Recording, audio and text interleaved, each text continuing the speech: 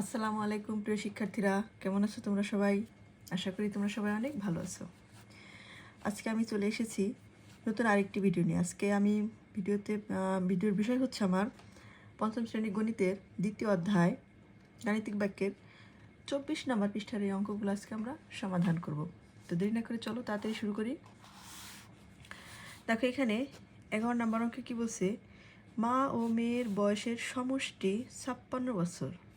সমষ্টি মানে হচ্ছে যোগ, মানে মা আর মেয়ের বয়স একসাথে যোগ করে হয়েছে 56 বছর, মানে দুজনের বয়স একত্রে।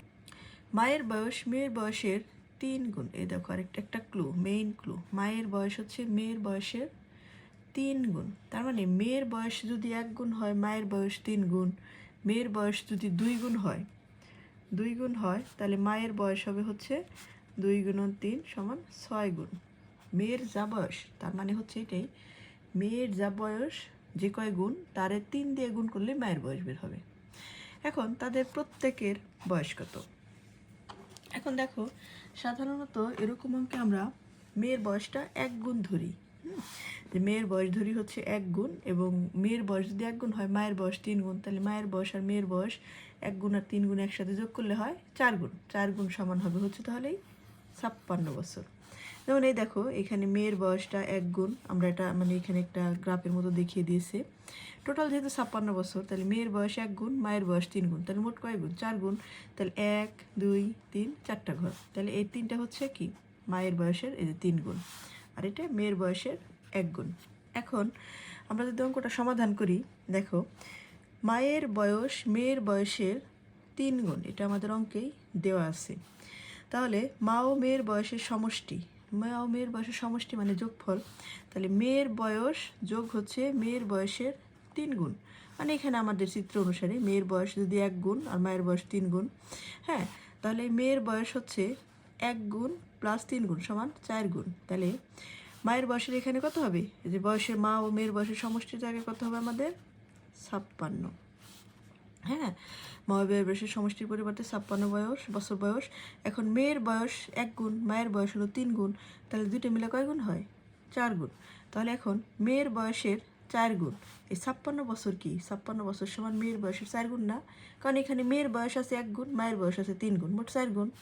আচ্ছা, তাহলে দেখো এখানে 56 সমান মেয়ের বয়স গুণন হচ্ছে 4 গুণ, তাহলে মেয়ের বয়স গুণন হচ্ছে 4 গুণ। এখন এখানে দেখো 56 লেখার পর 4 দিয়ে ভাগ করছে, কারণ এখানে আমার যে 4 আছে এই 4টাকে আমার সরাই শুধু মেয়ের বয়সটা বের করতে হবে। এই জন্য কী করবো, আমরা এখানে একটু লিখে দিতে পারি যে উভয় পক্ষকে 4 দ্বারা ভাগ করে, ঠিক আছে?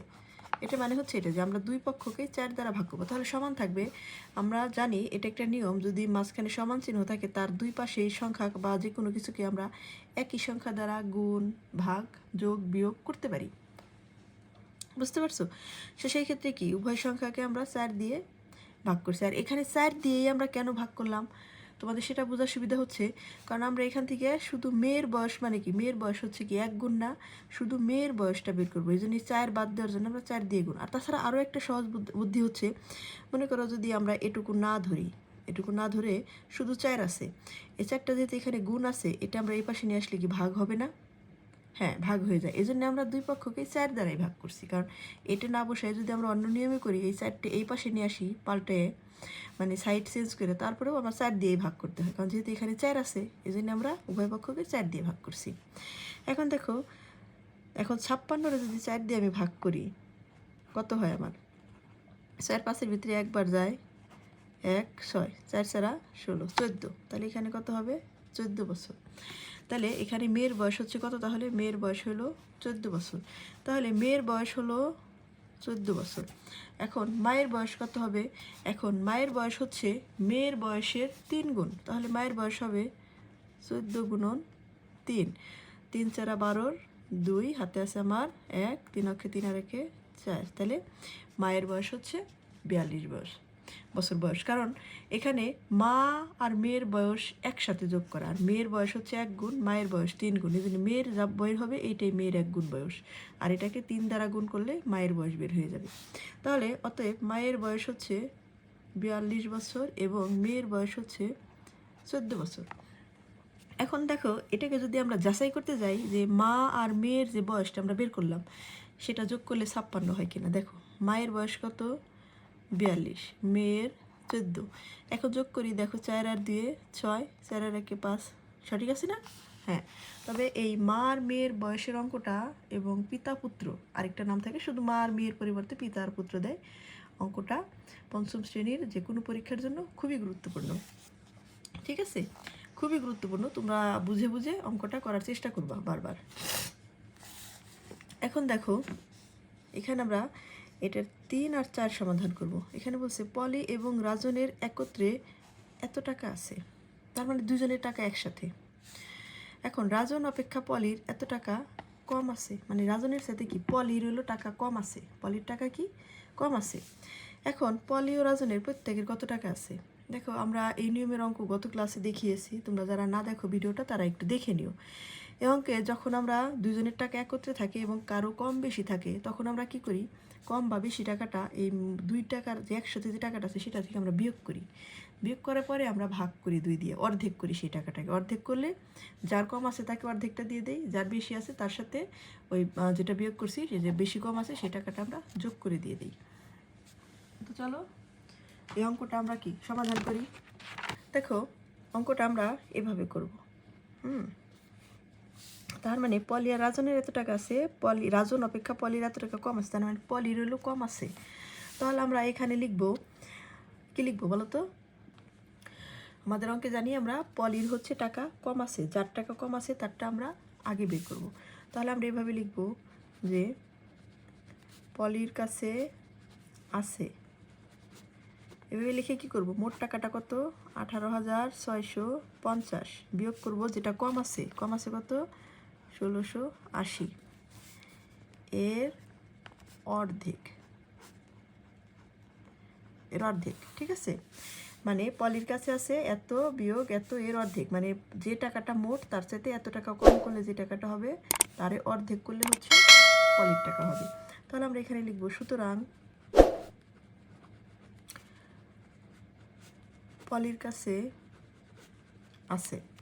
লিখে কি করব, দেখো 8 আর 0 বিয়োগ করলে কত 0, তাহলে সরি 0 0 বিয়োগ করলে 0, 8 আছে কত হলে 15 হবে, 7 হলে হাতে আছে আমার 1, 6 থাকে 7, 7 আছে কত হলে 16 হবে, 7 আছে 16 হবে, 9 হলে হাতে আছে আমার 1, 1 আর 1 2, 2 আছে কত হলে 8 হবে, 6 হলে হাতে নেই আমার কিছু 1 এখানে নেমে যাবে। এটাকে ভাগ করব আমরা কি দিয়ে, যেহেতু অর্ধেক তাহলে আমরা এটাকে ভাগ করব হচ্ছে 2 দিয়ে।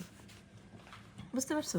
2 দিয়ে ভাগ করলে যেটা হবে সেটাই হচ্ছে পলির কাছে থাকবে। দেখো এখানে আমি যদি রাফ করি 2 দিয়ে ভাগ করার জন্য 1 6 9 7 0, তাহলে 8 দ্বিগুণে 16 কেটে আসলো 9, 4 দ্বিগুণে 8 হাতে হলো 1 কেটে আনলাম 7, তারপরে কত হলো 8 দ্বিগুণে 16, 1 0 5 দ্বিগুণে 10, তাহলে আমার হবে হচ্ছে,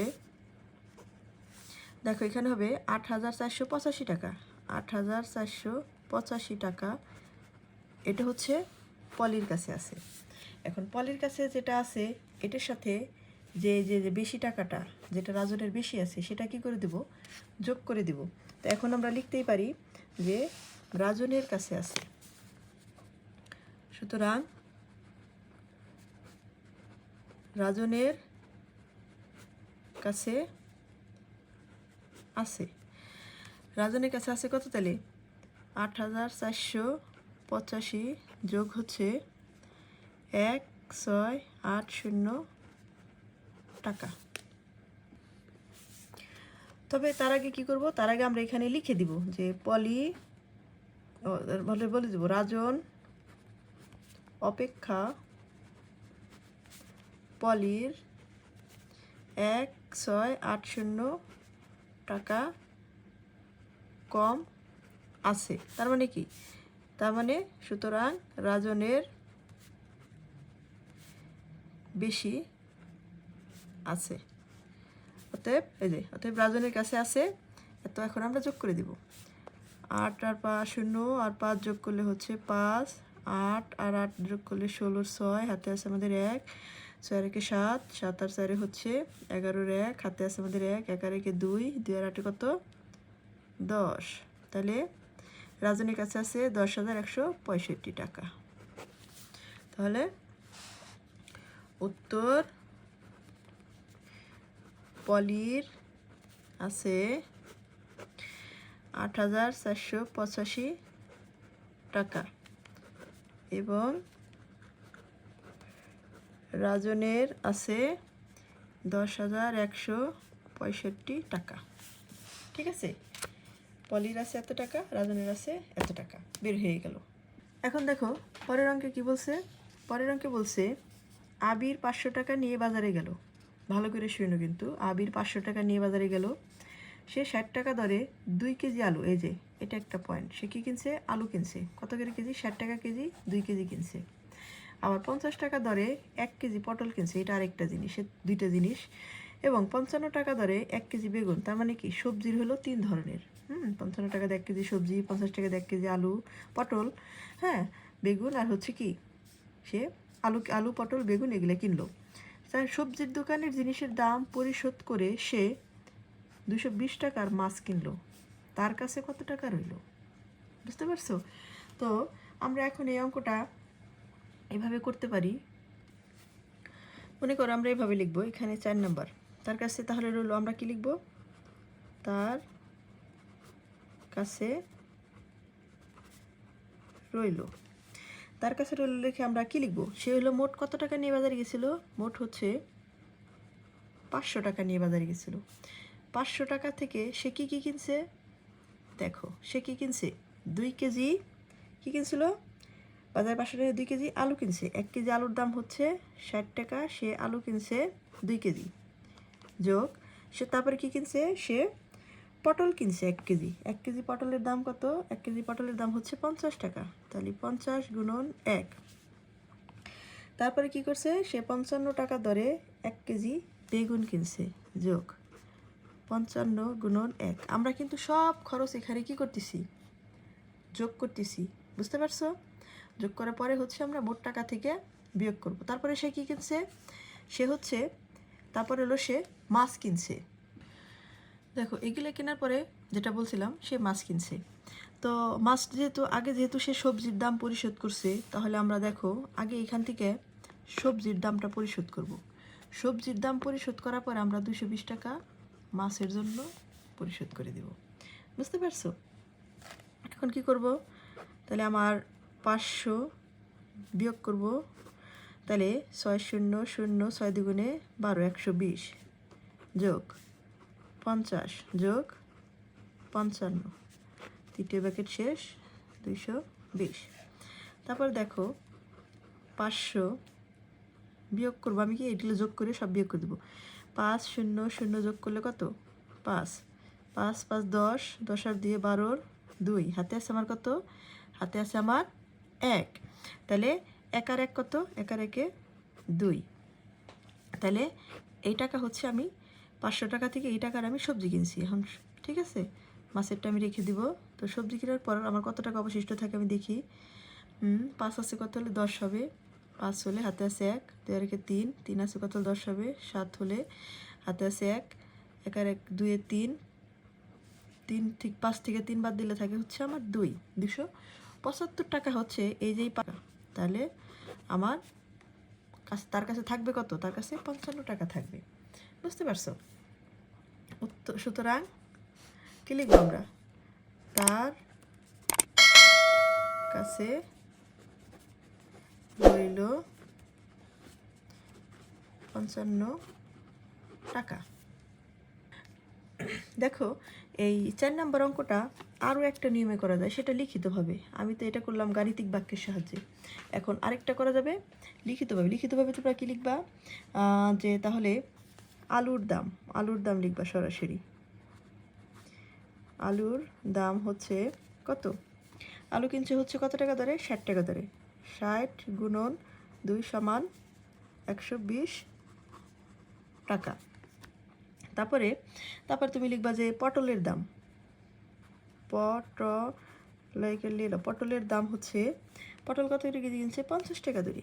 50 গুণন 1 সমান 50 টাকা। তারপরে বেগুনের দাম, বেগুনের দাম সমান হচ্ছে, বেগুনের 1 কেজি বেগুনের দাম হচ্ছে কত টাকা? 55 টাকা। 55 গুণন 1 সমান এই যে 55 টাকা। বুঝতে পারছো? আমি এখন সোজা দাগ টেনে যোগ করে দেব। তাহলে সবজির মোট দাম, সবজির মোট দাম কত? মোট যোগ মানে আমি কী করে পাবো? যোগ করে দেবো মোট দাম বের করতে গেলে। দেখো 5 0 0 যোগ করলে 5, 5 আর 5 10, 10 আর দিয়ে 12, 2 হাতে আছে 1, 1 আর 1 2, এত টাকা।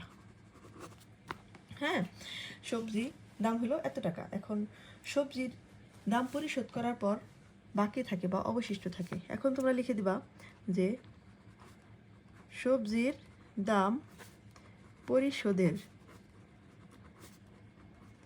পর অবশিষ্ট থাকে। অবশিষ্ট থাকে কি লিখবা? 500 বিয়োগ 225 টাকা। বুঝতে পারছো? তাহলে আমরা এখানে কি লিখবো? সমান বিয়োগ করব। 5 আছে কত 10 হবে, 5 হলে হাতে আছে আমার 1, 2 আর 1 3, 3 আছে কত 10 হবে, 7 হলে হাতে আছে 1, 2 আর 1 3, 3 আছে কত হলে 5 হবে, 2 হলে এত টাকা। তাহলে সবজির দাম পরিশোধের পর এই টাকা আমার বাকি থাকে। এখন আমি যেহেতু মাছ কিনছে আবার 220 টাকার, এখন আমরা লিখে দিব যে কি মাছ কেনার পর, মাছ কেনার পর তার কাছে অবশিষ্ট কি বলবো, তার কাছে অবশিষ্ট রইল। অবশিষ্ট রইল কত দিব? তাহলে 275 বিয়োগ 220 টাকার মাছ কিনছে সে, এত টাকা।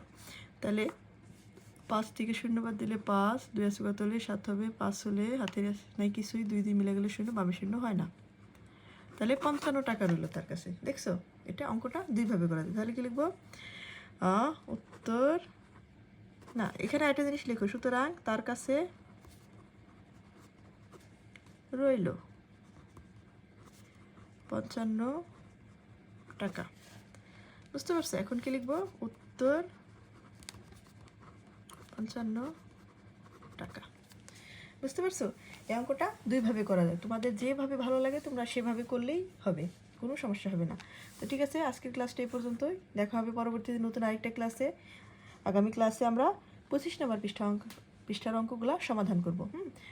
ততক্ষণ পর্যন্ত তোমরা সবাই সাথে থেকো। আমার এই ভিডিওটা ভালো লাগলে চ্যানেলটিকে সাবস্ক্রাইব করে এবং পাশে থাকা বেল আইকনে ক্লিক করে দিও।